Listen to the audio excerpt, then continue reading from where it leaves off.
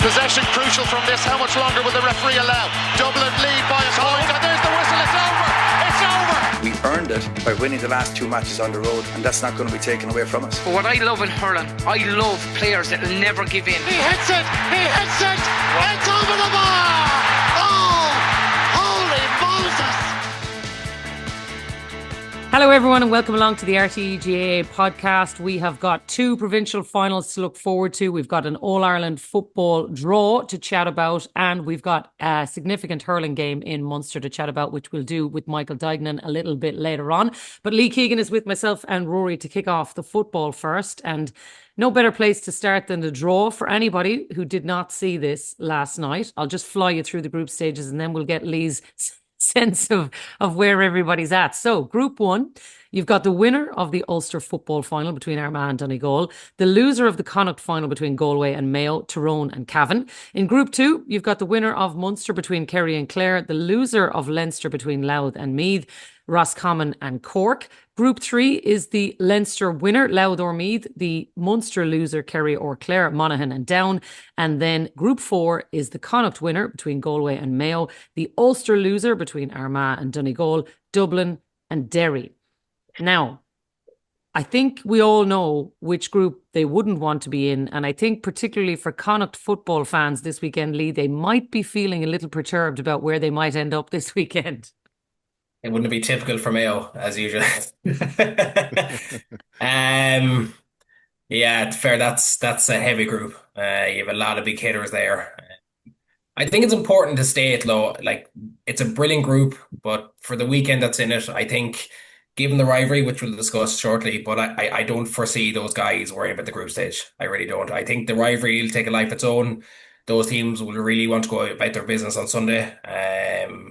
Because there's so much at stake. So as much as the group stages took centre stage yesterday, which is, I think, a disaster, to be honest, on a Wednesday afternoon, nothing really about it. People are kind of in a discussion point where we have big games the weekend. We're in the midweek talking about group games. So for the teams of the weekend, I don't think it's going to have any impact on their game plan, how they're going to set up. And listen, they're going to win the games of the weekend. That's essentially what they're doing. They're silverware for grabs. And from my point of view, if I was in the change rooms, I wouldn't even be worrying about the groups, to be brutally honest with you.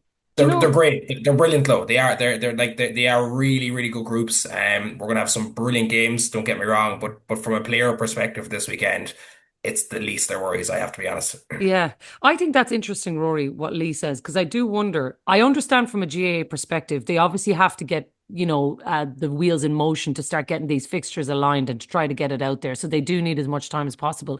But equally, when you haven't even played what is the showpiece event in your provincial final, and suddenly people are asking you about which pot would you like to be in, where do you want to be, it does sort of distract from actually the main event, which should be the provincial finals this weekend. Yeah, and I don't know. Like, I sometimes I often wonder. No, I get it. The logistics argument is a big one, but the thing for me with that is when the qualifiers were happening on a week-to-week basis, back when it was round 1, 2, 3, and 4, the draw used to take place on a Monday morning for games the following weekend. So I can take that argument to a certain extent, but only to a certain extent. Does it devalue the integrity of what we might see this weekend? I think Lee is spot on. The one question I would have is, does somebody in Kerry have special secrets and information, given the draws they manage to pull every single year? Because they're just blessed, absolutely blessed. And I look, Cork are in there again. You could probably argue the toss does. Do people want to see Cork play Kerry again? Maybe not. But look, Kerry have avoided a lot of big hitters. Let's be honest. The Leinster runners-up, Roscommon, whose season looks to be petering out, and Cork, who they'll probably feel, well, look, this is a crowd that felt that they left it after them the last day. Well, let's go out and show them. So I'd imagine Kerry will be the happiest, and I would imagine Dublin would be the most unhappy, because I would say, given the physical nature that group is going to present, the challenge that it's going to present in terms of travel, the fact that they're already shorn of some big names in an injury context, that's a really, But really if tough that's the draw. case, And they Rory, needed that like a hole in the head. but then they should have taken care of business themselves. They have There their you own go. selves to blame for that. That's it. Yeah. I would make an no argument, though, sympathy for them. Rory, from the Kerry perspective. I think it's the worst draw for them. Do you?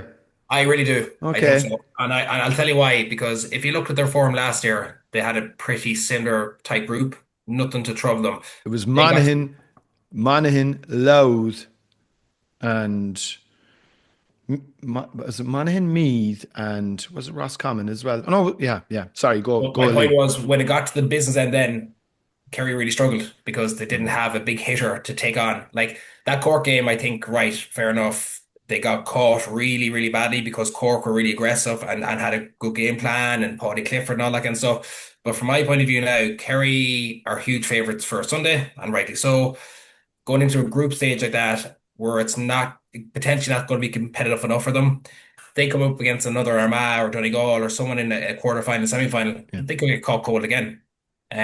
Because last year you've seen it, they went in against Armagh, and I just felt they just lacked something about them. Armagh were battle hardened. They come through a real rigorous group, tough league campaign. I just don't think Kerry can afford to have that again this year, from my point of view. Yeah, You're right. And the other thing as well, Jacqui, if there wasn't enough on the line for that Leinster football final, which I think is going to be a mega occasion, by the way, right? I wouldn't be surprised, actually, if that sells out. I mean, it will be huge. The buzz, the hype. I think I heard there might be 35, 40,000 tickets sold already. So not only to win a first Leinster title for both counties in such a long time, get one over on serious rivals. They had a dress rehearsal at under 20 level last night and Louth won, and congrats to them. And Louth are definitely making massive strides forward. But to be in a group with Down, who are potentially the weakest team in the 16, the Munster runners-up, which will probably be Clare, I mean, that's a great carrot on top of winning a Leinster provincial title. So look, there's that aspect as well, I suppose. Yeah, I just looked up that group, by the way. Kerry, Louth, Monaghan and Meath last year. Yeah. So Lee is Did right. that serve them well? Yeah. Similar. And, sorry, just let's be clear. It's not been disrespectful, but for Kerry's ambitions and where they want to get to, it's no good for them. Yeah. For me, that's the worry for Kerry later in the year, is that lack of real intense championship stuff. They might get it. I'm not saying that they won't, but just he'd feel that Kerry being Kerry, they're going to be too good for that. But will it be enough for them later in the year? That's the big question from my point of view. Yeah. Do you know what's funny, the way things repeat themselves? Because I actually think, I remember listening to Kevin McStay in a similar position last year, where he was saying, people were asking him, would you be better off losing the Connacht final to get yourself into a better group? Now, to be fair to him, he batted it away like any man who's been in the media for a long time was well able to do. But I think there's going to be similar questions now where you're going to be saying, well, maybe I actually would prefer to be in Group 1 instead of Group 4. And I know you're saying the players won't care about it, but I think it's a legitimate question that fans might be asking themselves. I couldn't ever dream of sacrificing silverware to get into an easier group. Like you've very ample opportunities to win silver. I mean, if your thought process is, I want to get an easier group to do what? Are you going to win the big prize because you got an easier group? I don't think so. I would be very, very harshly criticized if I said, oh, I'd love to lose on Sunday to get an easier group. For me, from a Mayo perspective this weekend, Jacqui in particular, I think it's huge that Mayo win a Connacht title. I really do. I think there's so much on the line for this game of the weekend from a Mayo view, but also Galway. Galway are really been talked about as these huge contenders, rightly so. They've assembled a team of superstars, great game plan, well fit to mix it any way you want. But I mean, if you're really ambitious and you really want to be a top contender, if they talk about having an easy group to an All-Ireland, then they're never going to win it. And you want to play the best teams. You want to knuckle down. Like, look at Armagh last year. When it came to the crunch, they took out the big guns. They really did, because they were ready for it. They didn't want to ignore the big groups or the hard teams. They had a tough Ulster, got beaten just about, but they didn't use that as an excuse. They wanted to play the best teams, and they were the best team as a result. So I really feel that if a manager or player is really serious about their football and been ambitious about winning silverware, they need to go the tough route. I just don't see it anywhere. People can argue with that, but from a player manager perspective, if you're looking to get the easy way, you'll find it the hard way. Yeah. Well, the hard way is probably going through Galway in the first place, because you're right. There's probably an argument that they're the best team in the country at the moment. When they met in the league, there was 10 points between the Yeah. sides. So is the gulf genuinely that wide, or where do you see it? I don't see the gulf been massive. So I've had a couple of conversations. I suppose Mayo at the moment is a funny place as a county because we're a bit unknown in terms of where Mayo are. Okay, the style of play, their best team. Ryan O'Donoghue question, can they get someone behind them to support them? And listen, I think the big thing from my perspective is you go back to last year's Connacht final, we left it behind us. Let's call a spade a spade. We should have seen that game out, and it was kind of our year summed up because in the three big games we had last year, we left it behind us late on. So I don't think the gulf is huge. And that league game for me, I don't think it's going to resemble much for this Sunday. I really don't. And I think for Mayo in particular, Jacqui, the big thing I learned is they were in a kind of a lose-lose situation playing Sligo and Leitrim. The sight of a top gun like Galway come to Castlebar in a Connacht final on Sunday, if they can't be ready for that and be prepared for that and go at Galway, then the gulf will be too big for me. I still think Galway are better. I think their development over the last 3 years has been brilliant. They've been in two All-Irelands. You know, they've set a huge standard now that they want the big prize. And like, let's put things in the context. Well, Galway are in 10 consecutive Connacht finals. They're going for 4 in a row. Like that's good work. That's really good work from Galway. They've really put down a real high standard. So my worry is from Sunday is if Mayo play the kind of negative, slow, ponderous kind of build-up, Galway are too good. They're just too good. They have too many smart players, too many footballers that have their IQ is just too high. I think if Mayo throw off the shackles, take them on in certain areas, get the ball into Ryan and the guys supporting around them, I think then they're going to be right in this game. So I don't feel the gulf is huge, but it's very dependent on what Mayo bring on Sunday. What we seen against Leitrim and Sligo will not be nowhere near good enough. A big question for me is, Mayo lack scoring 2 points. That's not an issue for Galway. Galway will take them. They have too many good footballers. So there's stuff like that for me where that gulf could be shown if we don't take the opportunity when it rises on Sunday. And don't pass them down. I think sometimes we're very afraid to take on the 2-pointer or we have to give the pass backwards.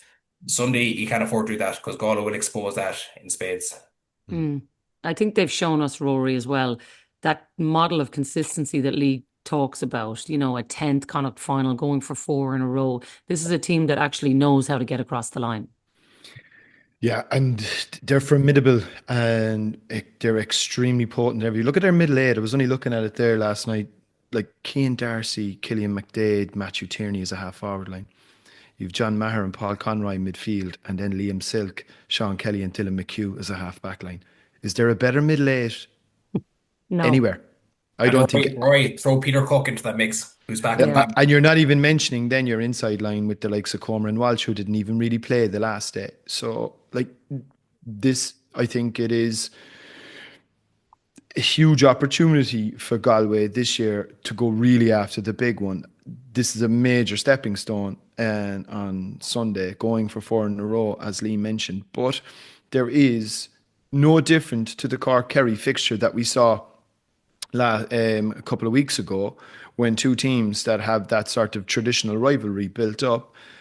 A lot of the time, the game can evolve into a match that you weren't really expecting, and things can happen. I suppose the big question that I think will probably, which we will see, no doubt, is establishing a foothold in midfield, given, as we said, that proliferation of quality that Galway have around the middle, and will Mayo be able to secure enough possession really to give themselves a platform to go and rack up a score? I don't know what you think, Lee.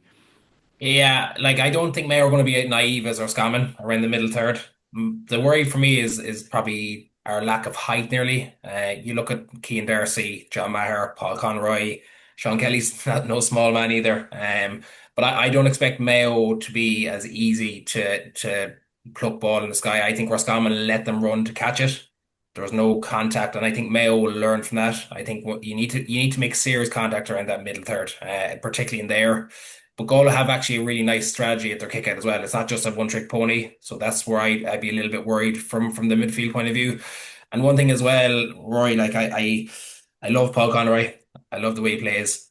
For a big man who can fetch ball, he must be a dream player to play with, because he's one of the only players I ever see just has his head up constantly to look inside for a forward. And I think that's what we miss sometimes, is that we might take the safer option. If you look at Paul Conroy against Roscommon, his first thought was look up and who can I hit inside? Like for Rob Finnerty or any of those guys inside, that is dream. I even worked with Gooch on the last game, and he said, I think of nothing nicer to be playing with Paul Conroy, because he wants to look to kick the ball. So you're on about big men around the middle third, but big men with skills who can play the game well. And I think John Maher is a huge compliment for that as well. Because not only can he do the stylish stuff and kick a couple of points, he does the graft and the hard work. That is key to what Galway do. And one thing as well, I'm worried, because all of a sudden you have Sean Kelly, who looks fit and sharp. You have Killian McDade, who looks fit and sharp.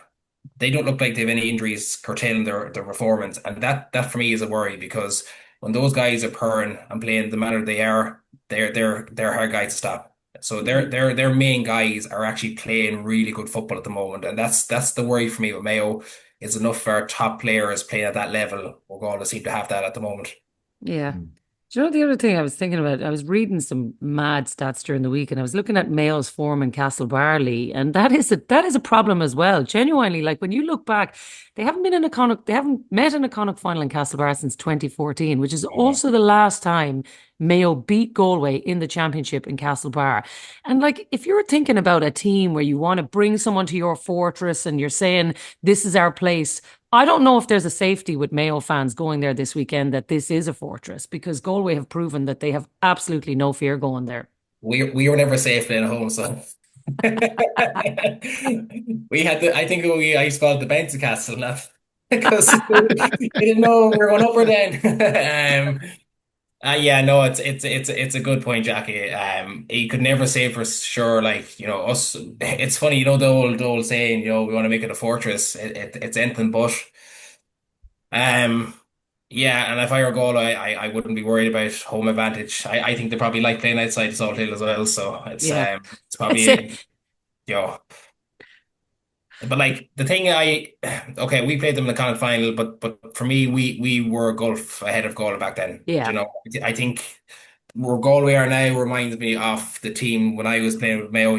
There was just a bit of a stretch, not hugely, but enough to. And I feel like Galway just like to keep Mayo at arm's reach. They like to tease them a bit to say, well, you're close, but you're not close enough.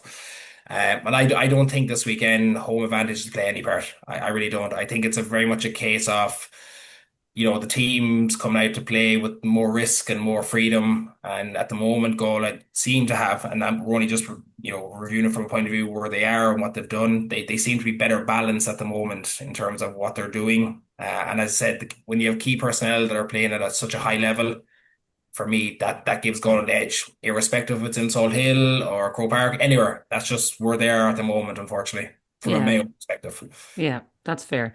Well, if people feel like that one might be tight, I wonder with the Munster final, Rory, if people feel, have Cork shown Clare a blueprint of how to go at a Kerry team who maybe have not been perfect yet either this year? They have, and I suppose a Kerry man in charge, Peter Keane, the things didn't really finish up with Kerry from Peter's point of view the way that maybe he would have liked, and I'm sure he'll have them well wound up. But there's just too big a gulf in class. Clare have spent the year in Division 3. People can argue the toss on whether they were unlucky to not get out of that division, given the fact that they beat the two teams that did get promoted. And they have a lot of quality and they have a lot of good players back. They missed a few guys last year who decided to go travelling and took a year out. There was a couple of guys obviously decided to pack it up. They've got everybody more or less back on board. They are playing a pretty good system. They have that scoring threat with Sexton up front, and they will pose a couple of issues, but they just won't be good enough. Like, they just won't. It's not a slight upon them to say it. What you would always hope, and this is the same, it was the same for Cork, by the way, because there wouldn't be much between Cork and Clare, as we have seen in the past. And what you would be hoping, and it was the same when Cork played them, that they will adopt a similar type attitude and be aggressive, be physical, don't be silly, try not get anyone sent off, but try and upset them. You know, if you can make sure that you can test their pulse in that fashion, and you can make the game competitive, I think that would be a really good result from a Clare perspective heading into the Sam Maguire, and then they can build from there, because they will have a reasonably good summer. They're persistently and consistently underestimated in terms of the quality that they have, and that's another factor that they could use to their advantage, but they won't be good enough to win, unfortunately. Yeah, and I think that's probably the way most of the country would feel about that game, Lee. But I do think the one thing that we have seen consistently in this championship is that the underdog is not getting a hiding either. So Clare will know, if we can hang in there for long enough, maybe there's something towards the end. You nearly be afraid to predict games anymore. Yeah. The Dunmee game has spooked every one of us. So, who'd be a pundit? Yeah. No, I would echo that. The one thing I'd have massive respect for Clare. I have to say, every year they might lose bodies, they lose with their all-time best man, but they still pluck away every single year. And I think with the fact that Owen Cleary came back this year and Sexton's in the squad, I think it gives them a bit of scope. And listen, the fact that looks like Paddy Clifford is going to be out, which for me is an injustice, but anyway, that's a different conversation. So Clare will feel they have some scope to go with and give Kerry a rattle. I just feel there'll be a bite from Kerry after that Cork performance, because I suppose, again, we all assume Kerry were going to absolutely steamroll Cork. I think the template that Cork laid down is be the aggressors, be in their face, upset the rhythm, try and get a foothold around midfield. Like, they've big men around midfield. Like, Emma McMahon is well able to fetch ball. So I think that if they can upset the rhythm for Kerry, and the big thing as well for Kerry, like, it looks like they might have no Shane Ryan, he's injured. Tom O'Sullivan's only come back, no Paddy Clifford, no German O'Connor potentially. So I mean, like, it's an opportunity for Clare to go at certain areas. And I the thing about Kerry, Jacqui and Rory, I find I still think defensively they're quite frail. And I think Cork exposed a few frailties in terms of, I thought Cork had a lot of 2-point efforts off very easy against Kerry, because Kerry don't know whether to push or stay. And that's a very fair point, actually. Yeah, they're giving a lot of opportunity for teams to take on those long range shots. And if you've a guy, you remember last year, Coughlin destroyed Kerry in the Munster final.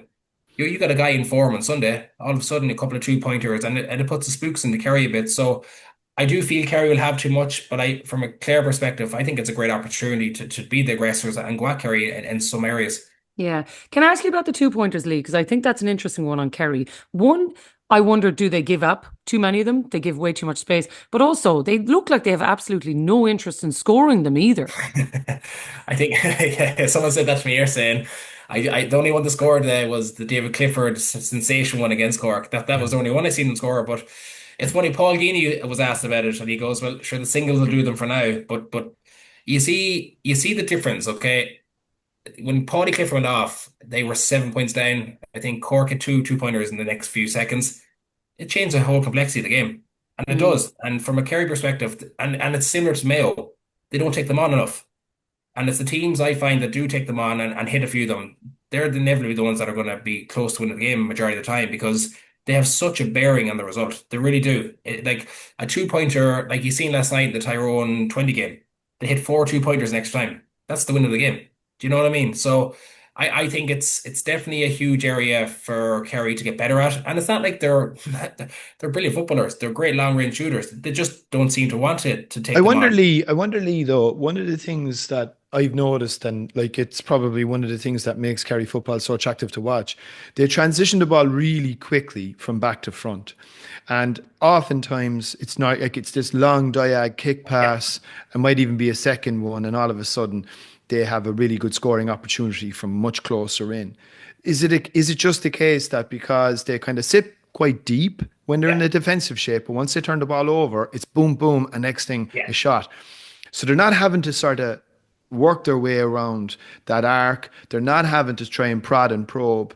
So they don't actually get a huge number of opportunities to take on a 2-point shot because they move the ball so quickly that the 1 point is just, it's inviting and it's already there for them to capitalize. The thing as well, Rory, they're creating goal chances. Yeah. What's more important, a 3-point goal or a 2-point? Like they hit 3 against Cork, and that's the game. That was the game for them. But the thing is, I find Kerry one of which was a handy few steps now. Let's not get into steps through it now. But I still think Kerry are still under the old regime a little bit because they're sitting deep and they're just attacking with lovely flair, and they're nearly forgetting about those outside zones a little bit. And I do find later in the championship, if you have a Donegal who are quite good at 2-pointers, just say for example, they'll exploit that against Kerry defensively. So I think Kerry are getting caught a little bit in no man's land where they're to either sit too deep and then they're nearly afraid to push too high because again, you look at the Cork game in extra time, they coughed up 2 really clear cut goal opportunities. So I think they need to sort that out big time in the latter stages. I don't think they're going to get caught Sunday, but a team with seriously high-end forwards and smart forwards will exploit that later in the year. Yeah. Let's finish off on the opportunity for Clare, because I do think, Rory, you're right in what you were saying earlier. Like, for the Munster champions or the losers, you're still looking at these groups and thinking, if you win it, you've got, the Leinster loser, Roscommon and Cork. If you lose it, though, you've got Monaghan, Down and the Leinster loser. And I actually even think for Clare, they might feel we're going to get some really good games against some good opposition and we've got to give ourselves a chance. So whatever happens on Sunday, they're still in the mix and they've actually got a really good draw, whatever happens here. A great summer ahead. So I think it'll probably allow them play with a little bit more freedom as well, and that can sometimes bring out a better performance. And like as I said earlier, I think Peter Keane will have them well wound up. I think, don't know what kind of a crowd will turn up. The game is in Fitzgerald Stadium. The setting will be absolutely class. The weather is good. The football should start now to pick up in terms of pace. All of those things generally tend to favour Kerry, by the way. But I think they'll go in there and they'll feel, you know what? Let's just have a cut off them. Let's have a right cut here and see where it takes us. And if we're not good enough, fine. We'll park the bus and we'll move on to the next. We'll get on the bus. We'll move on to the next match and the next phase of the competition. And there's still plenty of opportunities for them to go after some big games. I would not be surprised to see Clare in an All-Ireland quarter-final. Yeah, I don't think anybody would, given those draws, Lee, either. And those bloody groups as well. Provisional quarterfinal, the only draw. Yeah. The prelims, we love them. Prelims, yeah. No, I know, and I would echo that. I think it's a great opportunity for Clare from now on to really go after teams and see what they have. Like, is it going to be enough? Probably not for a lot of the games. But for development and for Peter Kane and that group, playing in Division 3, to get that high-end exposure against top teams, I think it's a great opportunity for their summer. And like, if they get to a quarterfinal, or as you said, isn't that the biggest bonus they could ask for? Do you know what I mean? Because no one give them a chance there of the year, go down to Division 3. So I think for their development moving into next year, I think it's huge, and I think they'll learn a lot from this year as well. And listen, I said the best thing to hope for has been really competitive on Sunday without being disrespectful. But looking at Kerry, you think they're just in a league of their own in terms of where they are, where Clare are at the moment. Yeah. So and that's fair. Yeah, fair enough. All right, Lee, thanks a million for being with us. Enjoy the matches over the weekend and we'll see you soon. Thanks, guys. Appreciate it. Okay, Michael is with us now to chat hurling, and just the one game to look forward to this weekend, Waterford against Limerick, which is kind of odd in itself, Michael, isn't it? Given the rigmarole we've had, the big glory, massive games, so many over the weekend, and now we've got 2 provincial football finals and 1 hurling game this weekend. It seems kind of crazy. Yeah, it does, and I just saw the Ulster football final being fixed on the Saturday evening there as well. That's obviously Ulster Council's prerogative, clashing with one of the Munster hurling matches. There's a Limerick and Tipp. It's one of the matches in a couple of weeks' time. It is, and like the scheduling is, it's crazy. Did you see Dan Shanahan's interview last week about the players playing week on week? I think we all agree with that. But I was at a Central Council meeting last Saturday, and it was quite a good discussion. It wasn't on the agenda, but it was just a general discussion after the meeting about the season again. And as Jared had said, we'll change things and then it creates consequences somewhere else. But it's like a Jenga puzzle, isn't it, Michael, really? It is. And I know from being involved again with the county for the last 5 or 6 years, every time you make a decision to change anything, even a little club match, you'd say we'll move from Tuesday night to Wednesday, it knocks on a load of stuff or cancelling anything. So the easiest thing is to stay going. But it's not ideal, and we all know that, like this week on week. But it's just, I suppose, it's just the way that the matches fell. But like, it's hard to believe that with provincial football finals. I know we probably said it last year as well, in the first weekend in May, and only the one hurling match. I'll be honest with you, from my point of view, it's been so hectic with everything. It's a weekend off from commentaries and from going to a match. We've no match off the hurlers or footballers. I think I don't know when we didn't have a match. And some weeks we're having 4 and 5 and 6, as we said last week, with underage matches and the whole lot. So I'm actually quite looking forward to putting the field up and watching a couple of matches, Jacqui. But it is a scheduling difficulty, and it's not going to be easy to sort it. But I think there is a clamour rising that we have to push on the finals. But I think there's ways around it. I said it last week, maybe a couple of league matches before Christmas, take a full break in December for everybody, and maybe January when the weather is very, very poor, and flick it around. So but the clubs will have to be protected within that as well, so not easy. Yeah, not easy, and definitely not something that we're going to solve. The one other interesting thing about Dan Shanahan's comments, though, Rory, is I heard him talking about, even a 6-day turnaround, even not just it being week on week, but also a 6-day turnaround for Waterford against a Limerick team who've had a week off. That's a big challenge as well, I think. Yeah, and it's probably only something that's going to play out when we see the game itself. Yeah. And if Waterford go out and turn Limerick over for the first time in a long, long time, Waterford 2011? Waterford haven't beaten Limerick in championship hurling for a long time. So that's the size of the challenge facing them.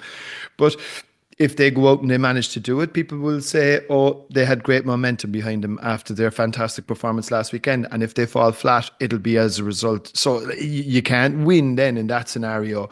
I think Shane McGrath mentioned it with us, Jacqui, and I thought it was quite stark. The very notion that players are having to take Mondays off work now to try and recover and rehab and rest the bodies. And I would imagine that was probably the case for an awful lot of the Waterford panel after the game on Sunday, given the fact that they're playing now on Saturday. And I just, like, people can say, look, that this is some sort of, national media bias here, but it is too congested. I think playing inter-county hurling championship matches week on week for amateur players, I just don't think it's right. And the solution, as Michael said, is not simple. But I think there probably is a better way of doing it than this. And it will be a big challenge for them. But I think it's a brilliant opportunity as well, Jacqui. What an opportunity. Waterford have never qualified out of the round robin. They're the only Munster team that haven't gotten out of the round robin since it came in. They have 2 points on the board after round 1. They have 3 opportunities now. 4 gets you out. And I think 4 will absolutely get you out. It's never not gotten you out, I think, in a Munster context. So they have 3 opportunities to be that first Waterford team to hurl on into June. And it starts on Saturday at home, where they are notoriously difficult to beat. And they're playing a Limerick team that isn't exactly coming in with a massive gallop of form behind them either. So look, I can't wait for this. There's 3 big games on the weekend. This is the one I'm looking forward to the most. Yeah, and Rory's right, Michael. The opportunity for Waterford, I wonder, is this their best chance yet to get out of Munster, given the way that they have started, even whatever happens this weekend? Yeah, I think it is. And on Rory's point about the games back to back, I think another factor is that, and the 6 days, is that the game that last Sunday, by Munster hurling standards, wasn't the most intensive games. Clare were very flat. They were missing Dermot Ryan, Conor Cleary, Tony Kelly, Shane O'Donnell, and even from the off, they looked affected by the game the week before against Cork. The effort maybe it took for them to get back into that game, having been 12 down. So I think it is a big factor, Rory. I agree with you totally. Week on week, like, I said it last week as well, we had minimum probably 3 weeks between every match, and you have that week after to really relax for a few days, get yourself right, get back in training. But that's been discussed. And it's home as well. And Limerick weren't impressive against. Look, if you just take the form, but I know the form goes out the window.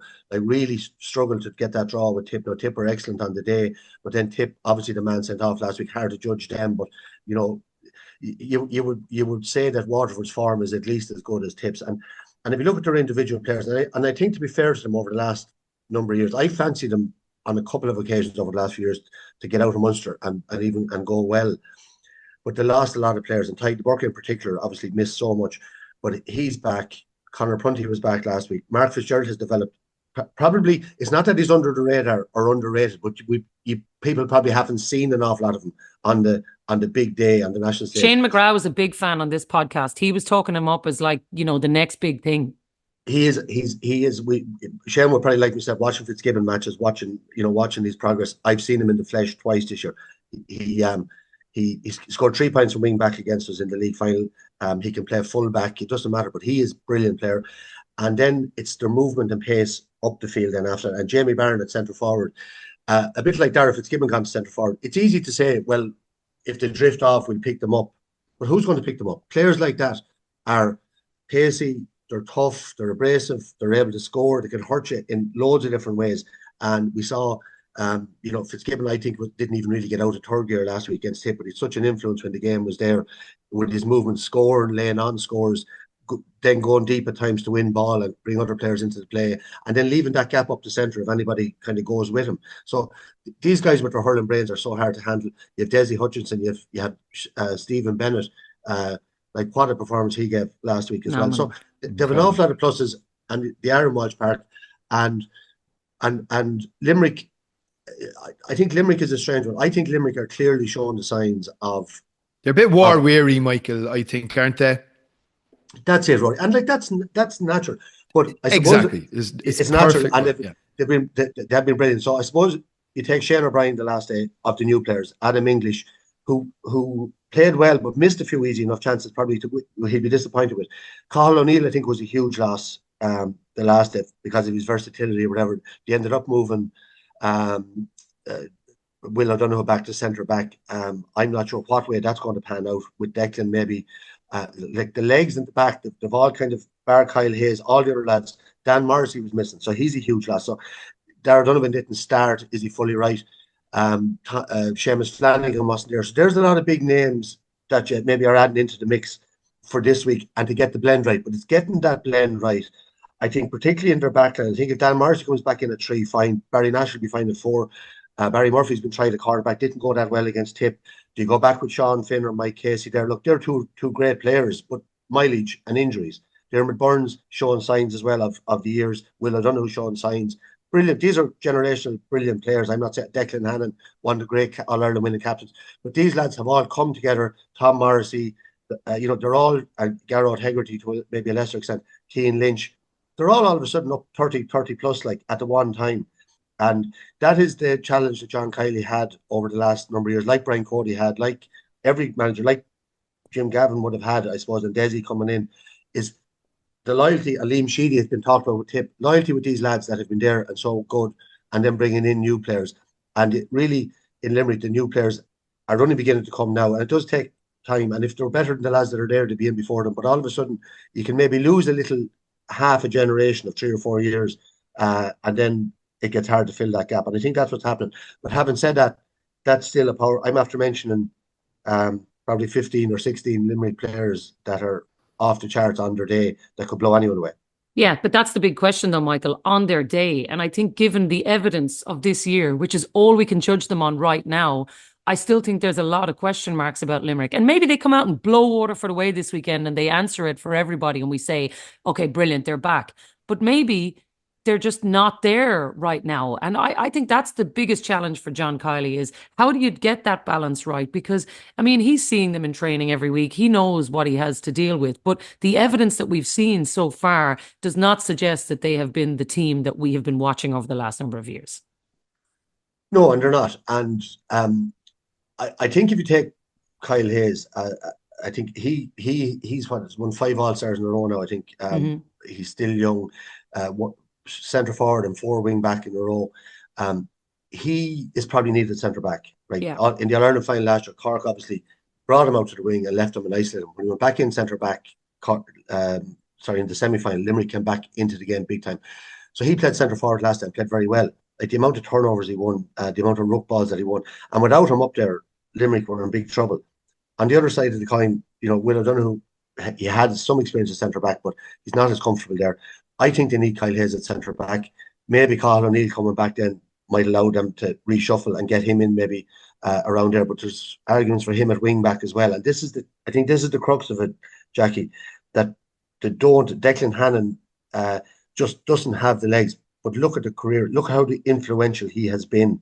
And it's amazing. I talked about Jamie Barron at 11 and Dara Fitzgibbon. If they played that Limerick team, Declan would still sit. But Will O'Donoghue and Dara O'Donovan in their prime would close them down. That half-hour line of Hegarty and Lynch and Tom Morrissey, they would savage that running game in that area. And those legs to cover all those gaps just aren't there. So it'll be just very interesting to see. Paul Kinnerk, obviously a brilliant hurling brain. Can they come up with another way of playing, and what way will they deploy the personnel? There's still an awful lot of good players there, but I would agree with you, Jacqui. There is question marks, and I think it is a great opportunity for Waterford. I think they've very little to lose in this game. I think last week there was pressure on them because of their poor record and where they've been, but they knew themselves. And we talked about it last week. Sense that they really have bought into Peter Queally. They've really bought into the Dannons there as well. It's a real Waterford thing, and that's sometimes an outside manager can work really well. And I think it was the time for them to come to close shop, and they've done that. And getting 2 home games in a row, just the way the draw went, I think is very, very significant as well. So they have a great chance, but I am expecting much better performance from Limerick as well. It's just perfectly set up though, Rory, because if Waterford win, suddenly you're right. You're saying they're on 4 points. They're looking like they're out. They'll be, if they win, they're going to qualify, and they will be at minimum third, and then they can obviously have a cut-off trying to make it into a Munster final. Yeah, and exactly. The pressure will be off them, and then when they can go up, there's a potential that they could be facing Tipperary next up. They've Cork last day in Páirc Uí Chaoimh. That'll be tricky for them, let's be perfectly honest. They wouldn't have a great record in Páirc Uí Chaoimh against Cork, but they could potentially be playing Tipperary, who might be already eliminated from the competition. So every game matters, and every fixture has something on the line. And I think this is a massive, massive game for Waterford on Saturday. I would imagine the place is going to be rammed. It'll be absolutely sold out. There'll be a really good support from both. I don't know what the capacity is of the place now, Michael, since they did a little bit of work down there. Is it 16,000, 17,000? Would they be able to fit that many in? No? I know, I don't think so. I'm not fully sure, Rory, because obviously we played them in the league down there just in the round robin game, and there was only a few thousand at it. I'd hate to say it because I got in trouble one time before. I quoted a capacity and I was wrong, and I was savage. You upset the groundsman. I upset more than the groundsman. I can tell you that. But I've upset a few people over the years. But 13,000 is what 13. It's kind of saying, yeah. But that'll still make for a good atmosphere.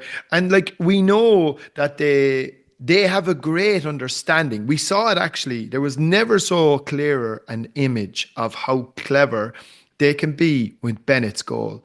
That shot that came in, that sort of, that kind of got held up a little bit on that breeze. The next thing, the ball breaks down, and John Conlon's going, I'm a bit late running for this bus, and the ball is in the back of the net.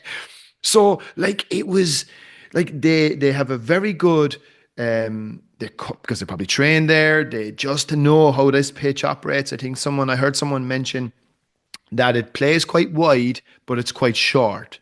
That it's quite wide and that is an unusual pitch from a hurling perspective, because normally it's kind of long both ways.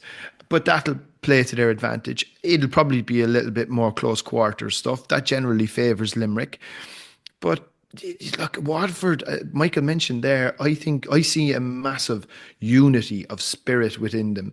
I read a quote from Bennett then in the Post that they're sick of finishing up playing hurling in May. They want to be the first Waterford team to continue that journey into the summer months. There seems to be a steely resolve about them that they're going to go about that.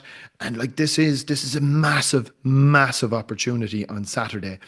And I'd give him a slight nod, but without any real knowledge, this game could go either way. I would see it no more than a 50-50.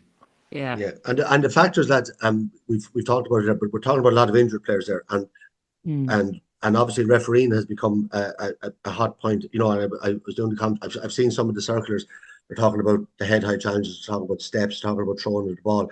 You know, so there's a lot of focus on that. But I think as the matches go on, this is where your condensed season really, like, because you're coming out of a very condensed league. You've only had a couple of weeks. So carrying any sort of a knock, it doesn't have to be a major injury, any little bit of a tweak, whatever, you can't be risked. And this is where the strength and depth that I talk about, and losing one or two key players. Now, you saw Cork last week lost Shane Bennett to suspension. Declan Dalton came in and scored 1-6 and gave a man of the match. They're the type of headaches that you want to be getting from your panel members, or your subs, that when they get their opportunity. Rob Downey went off, Jeremy came in, was very strong. Cormac O'Brien is there, waiting to go. So that sort of hunger and strength and depth, and lads looking to step up, and having not won. Waterford haven't got out of Munster. They haven't won a Munster Championship, obviously, along to Cork. This, like that. There's different hungers and different things. So there's slight question marks over everybody. Like Clare, obviously, now after last week and the number of injuries, but if they get a few lads back, it changes that. Tipp, obviously, going to be saying the man sent off, so you can't take anything out of that game, which you really can't.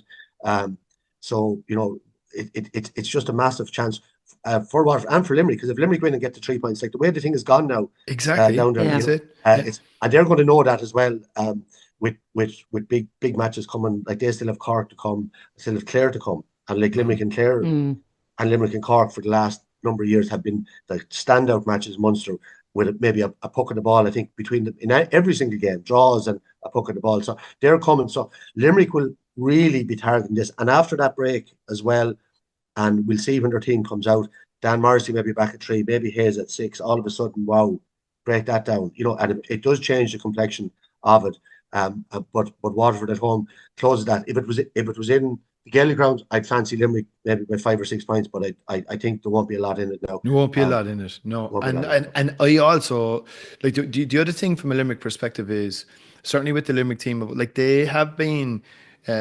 They've been slow starters at times in the Munster round robin. We've seen a couple of things in the past whereby, they might have got caught the first day out against Clare one year in a magic game. I think Waterford ran them really close, even though I think Limerick were down to 14 players in a first round match. I think it was a Garrod Hagerty maybe got the line. And, they have shown in the past that they can be slow starters and still... when it comes to the crux of it and when it comes to the real key games, they can dig it out. But that's what we're absolutely going to see again this time round. And the question now is, do they have the personnel to I suppose, kickstart their season? Because it is a big, big ask to go to Walsh Park, a team now that looks like that it's really found its identity again, that has kind of rallied the supporters around them. It should be a great atmosphere. In a real proper old school Munster Championship match. Yeah, let's hope so, lads. We will leave it there. Enjoy the matches of the weekend. Michael, enjoy a rare weekend off. I hope you put the feet up and watch it all and enjoy it. And to everybody else, wherever you're going, enjoy the matches. Don't forget to like and follow wherever you get your podcasts, and we'll talk to you next week.